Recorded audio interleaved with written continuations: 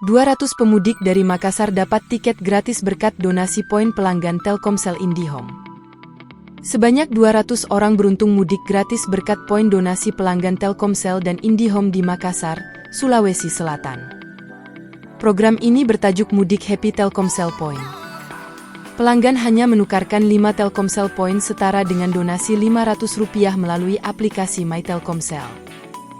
Poin yang ditukarkan pelanggan dikumpulkan menjadi donasi 1 tiket mudik gratis bagi pekerja sektor informal. Seperti pedagang pasar, pengemudi ojek online, office boy, security, dan masyarakat. Program ini serentak dilakukan Telkomsel se-Indonesia. Setidaknya, 1.100 pemudik diberangkatkan secara gratis oleh Telkomsel ke kampung halaman. Khusus Telkomsel area Pamasuka, Papua Maluku Sulawesi Kalimantan, sebanyak 400 pemudik dapat tiket gratis dari Telkomsel. Pemudik dari Makassar sendiri 200 orang dengan rute Makassar-Surabaya via kapal laut, kata Vice President Consumer Business Telkomsel area Pamasuka, Muharlis.